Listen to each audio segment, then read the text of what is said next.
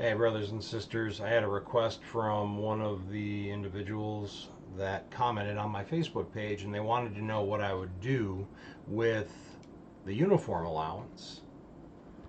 So I'm going to go ahead and tell you exactly what I would do. You're going to have, let's see, according to the contract, $499 plus 116. You're going to have approximately $615. You're definitely going to want at least 3 shirts.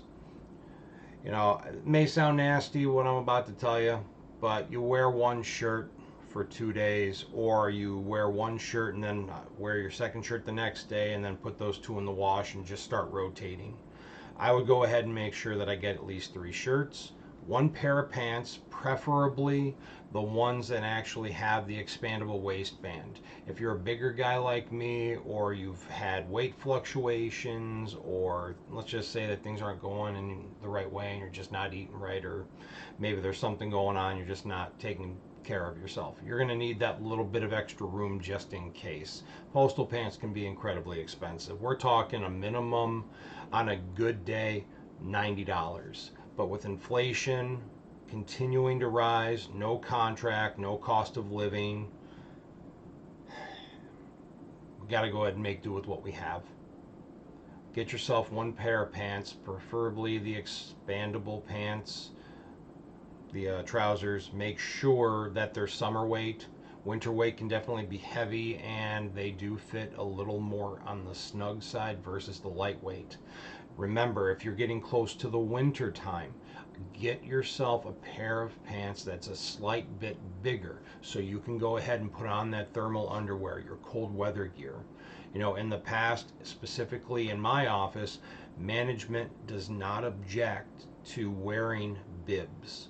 We're talking a pair of black bibs or blue bibs on the city side, especially when the weather gets cold here in the Midwest. Management will never have an argument because they've allowed it to go on for so long. They've established a past practice. That's going to be my standpoint as a steward. And we're going to be honest, and we're going to tell the truth. We're always going to go ahead and fight for the right thing, and we're going to be safe, and we're going to be safe if they want the mail delivered, because if we're not going to be safe, the mail's not going to get delivered, and we're going to be at a stalemate. We're not going to put ourselves in danger to deliver the mail. And every one of you out there should remember that. We will not put ourselves in danger to deliver the mail, and we will not follow an order that will put ourselves or somebody else in danger. Okay, so since that rant's over, we're going to go ahead and move forward. You're going to need a pair of shoes, whether it be Reebok, Nike, which Nike unfortunately does not make postal approved shoes. New Balance no longer makes them. They were my favorite shoes. It was worth $129 every time I needed them. Got a solid 6 months of walking out of them. And on a mounted route, a pair will last me pretty close to a year. You do have Rockies, you have Thorogoods. I will say right now, be careful when it comes to the Rocky walking shoes. They make sure you size yourself. You need to go to an actual shoe store and size your foot, and then start trying them on. I highly recommend that none of you out there, unless you know exactly what your size is, because Flying Cross will fit a lot different than UFCW clothing. You know, Flying Cross is closer to true in size than the United Food and Commercial Workers. For all you tall guys out there, for your shirts when it comes to sizing, be very careful with that, because if you're a tall size, you know, I'm 6'4". These shirts, they're coming down past the crotch. I mean, they're starting to get close to mid-thigh, so unfortunately, we don't really get the opportunity when it comes to placing the order for postal uniforms. Oh, well, Flying Cross may fit better. Oh, well, the UFCW fits better for me. You don't know what you're going to get, and they won't let you pick. So please be careful with that. Some places, if you do go online, you can get packages, and some of those packages will cost you the full amount of a uniform, whether it be $4.99, which is what I believe we get now. CCAs/PTFs that are brand new, you're going to get approximately $6.15 for your first uniform allowance, and you get that approximately 2 weeks from the completion of your probation. If you do not get your uniform allowance, make sure that you talk to your steward and make sure that the steward files a grievance on your behalf. We get this documented, it'll just make it that much easier for your brothers and sisters that are coming in behind you. You know, we are in this all together.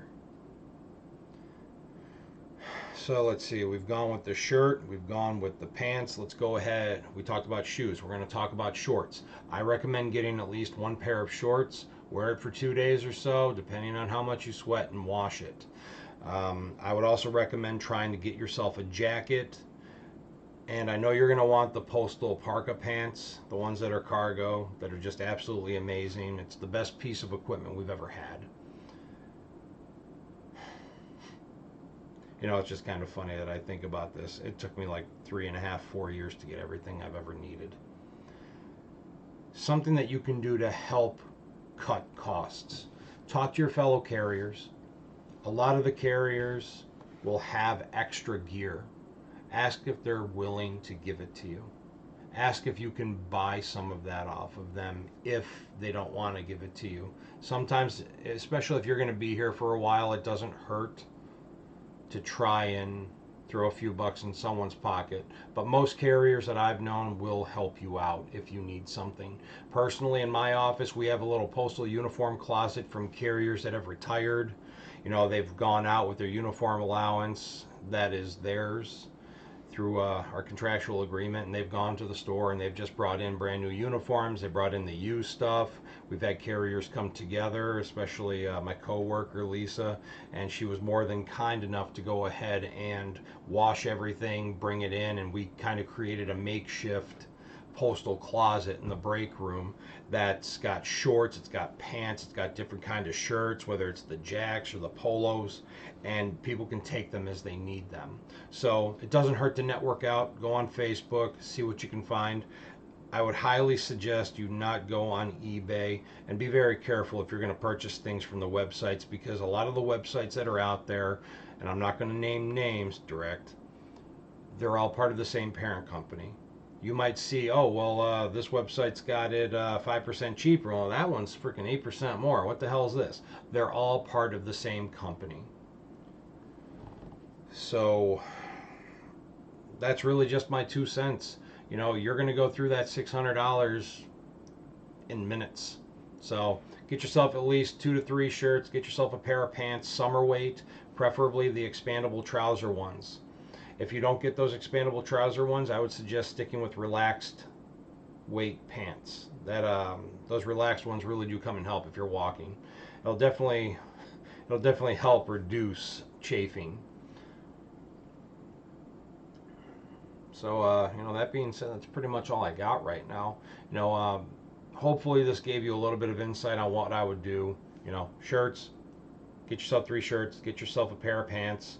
Get yourself a pair of shorts, summer weight, you know, preferably the expandable ones, a pair of shorts. For the winter time, get yourself at bare minimum the postal winter cap. That will help you.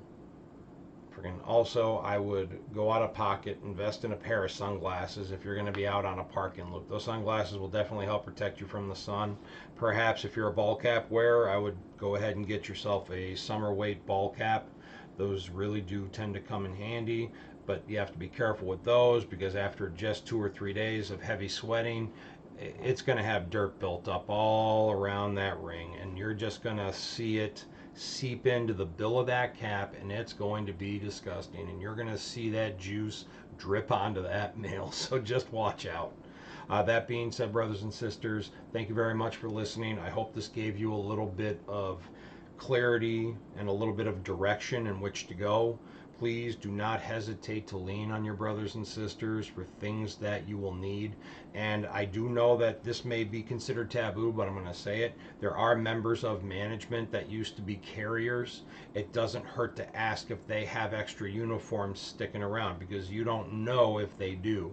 And sometimes, just maybe, you might have a supervisor or a manager that's kind enough to try and help out. They do exist. In my 10 years, I have had 2 great supervisors who are now postmasters that have never changed, and I'm very happy for them. And I'm actually fortunate to have a good OIC who used to be my supervisor in our office. And then we actually have a pretty good supervisor right now. But just because there is calm, that does not mean do not prepare for problems. Being prepared is always half the battle when it comes to being in the post office. Once again, thank you very much. This is Scotty V signing off. Like, rate, comment, subscribe. B, G's, or C's. Give me your bitches, gripes, complaints. Tell me what you want to hear, and I will be happy to do the best that I can. Thank you again. Have a good night.